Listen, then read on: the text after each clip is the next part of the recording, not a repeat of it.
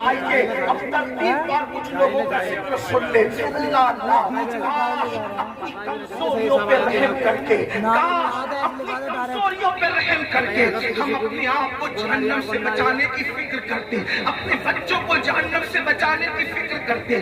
آئیے میں حدیث پڑھتا ہوں، طویل حدیث ہے رسول پاک صاحب لولاک سیاح افلاک صلی اللہ علیہ وآلہ وسلم کی. اللہ اکبر. آج بہت سارے جرائم، بہت سارے گناہ ہمارے سماج میں بڑھتے جا رہے ہیں. ان میں سے ایک گناہ کیا ہے؟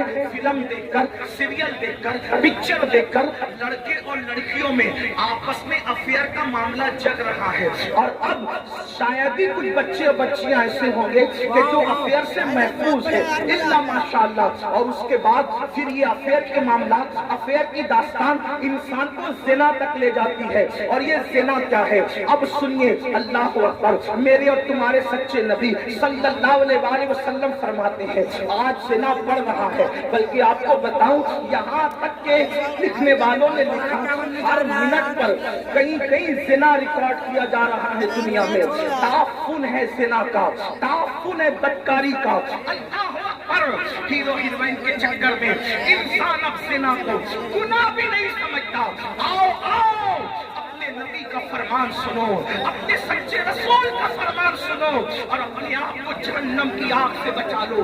اللہ کے سچے نبی، غیب کا نبی صلی اللہ علیہ وآلہ وسلم فرماتے ہیں کہ جب قیامت کے دن زانیوں کو میدان محشر میں لایا جائے گا، اللہ کرے کسی کو کوئی یہ گناہ نہ کرے، اور اگر کسی نے کی ہو تو وہ جلد سے جلد توبہ کرے، اس گندگی سے نکلے. اے میری قوم کے جوانوں، گندی فلمیں دیکھ کر، گندی پکچریں دیکھ کر کس میں ڈوبے جا رہے ہو؟ اللہ اکبر. زنا کے بارے میں تمہارے اور میرے سچے نبی صلی اللہ علیہ وآلہ وسلم ارشاد فرماتے ہیں کہ جب زانیوں کو قیامت کے دن میدان محشر میں لایا جائے گا تو پورا میدان محشر ان زانیوں کو پہچان لے گا. یعنی جنہوں نے دنیا میں زنا کیا ہے، محشر ان کو پہچان لے گا. اور وہاں پر یہ جلسے اتنا مجمع نہیں ہوگا، 1000 2000 10,000 لوگ نہیں ہوں گے، لاکھ 2 لاکھ 10 لاکھ لوگ نہیں ہوں گے، کروڑ 10 کروڑ لوگ نہیں ہوں گے، ارب 10 ارب لوگ نہیں ہوں گے، بلکہ سارے اولین اور آخرین ہوں گے. انبیاء وہاں ہیں، صحابہ وہاں ہیں، اولیاء وہاں ہیں، سب وہاں ہیں. اور میرے اور تمہارے سچے نبی فرما رہے ہیں زانیوں کو، دنیا میں زنا کرنے والوں کو جب قیامت کے دن لایا جائے گا تو ان کو سب پہچان لیں گے.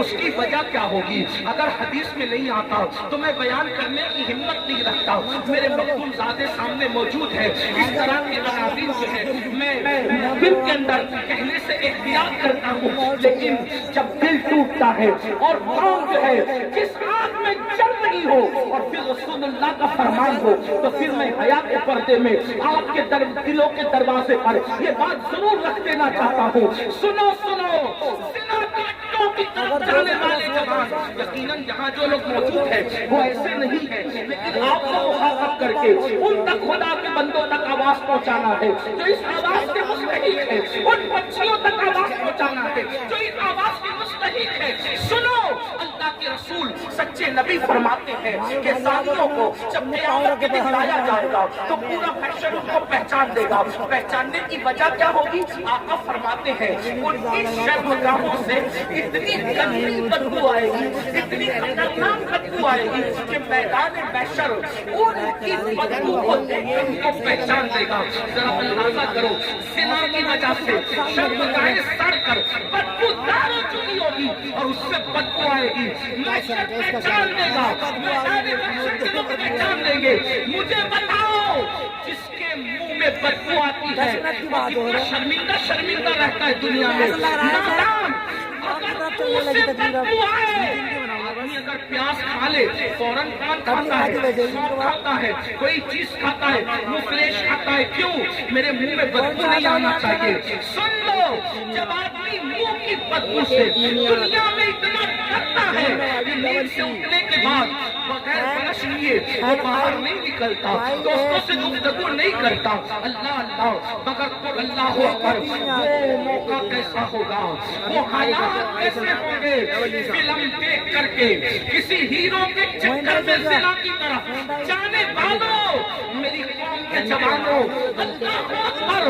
آقا ارشاد فرماتے ہیں زانیوں کی شرمگاہوں سے سڑی ہوئی بدبو آئے گی تو پورا محشر ان پہ لعنت کرے گا، لعنت، محشر بھی لعنت کرے گا، فرشتے بھی لعنت کریں گے، اللہ بھی لعنت کرے گا، اور اللہ ان سے قیامت کے دن کلام نہیں کرے گا، ان سے اللہ بات نہیں کرے گا۔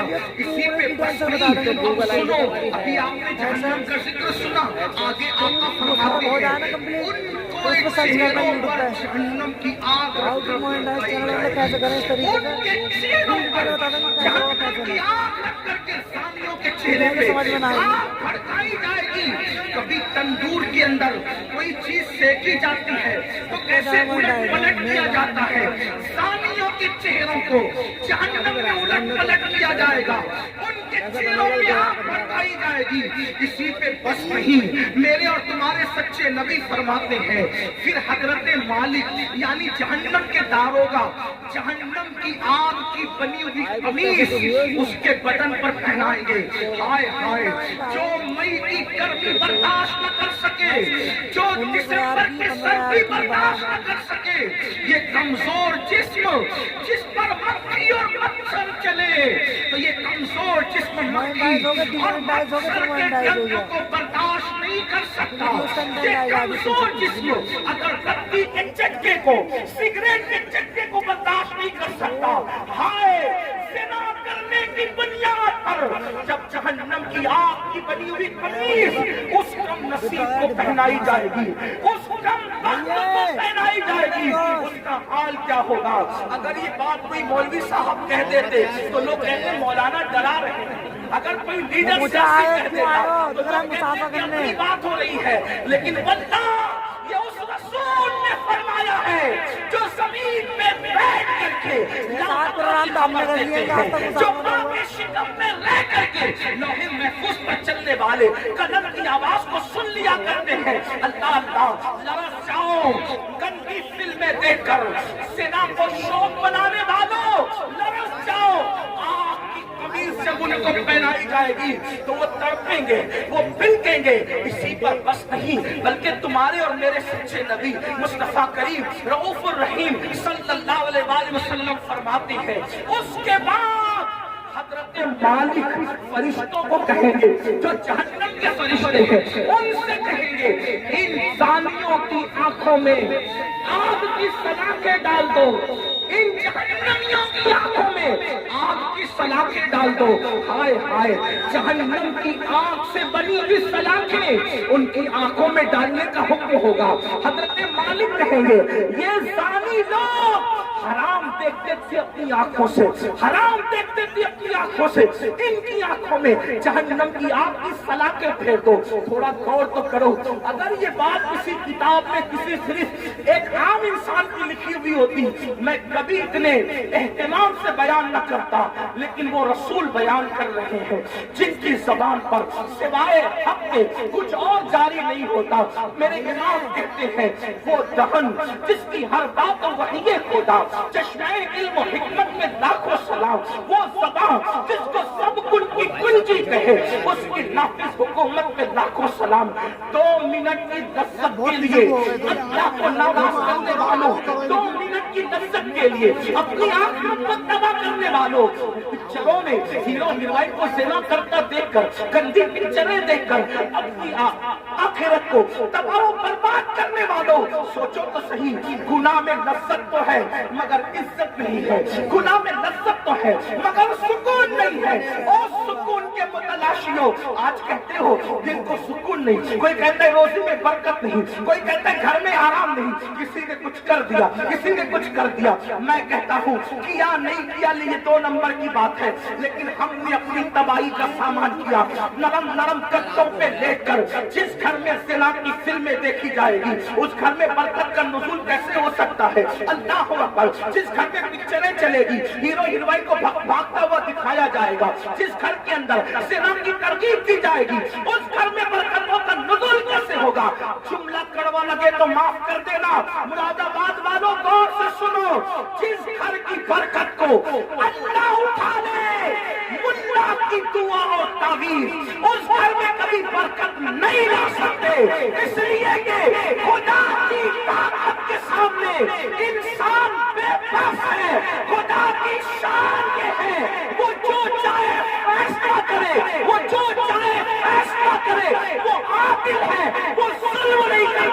انسان بے بس ہے، بے بس، لیکن یاد رکھنا اہل وجاہت کی بات نہیں کر رہا ہوں، ان کی شان الگ ہے، مگر یاد رکھنا ہم جیسے انسان تو بے بس ہی ہے۔ اللہ اکبر۔ میرے آقا علیہ السلام کے پیارے دیوانوں، زنا کر کے گھر کی برکت کو ختم کر کے صرف تعویذات کے سہارے اور اللہ اکبر بزرگوں کی دعاؤں کے سہارے گھر میں برکت کے متلاشی ہو، واللہ اللہ نہ چاہے تو پھر گھر میں کوئی برکت نہیں لا سکتا۔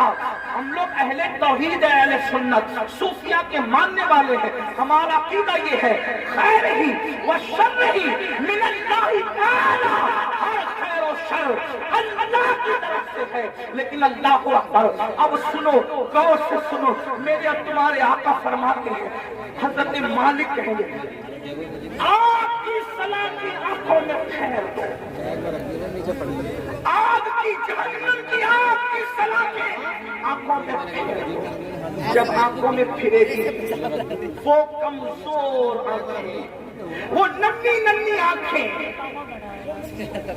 جس میں اگر ایک چھوٹا سا ٹنکا جائے، ٹنکا تو آدمی برداشت، پیاس کے ننھے سے ذرات جائے تو برداشت نہیں کرتا،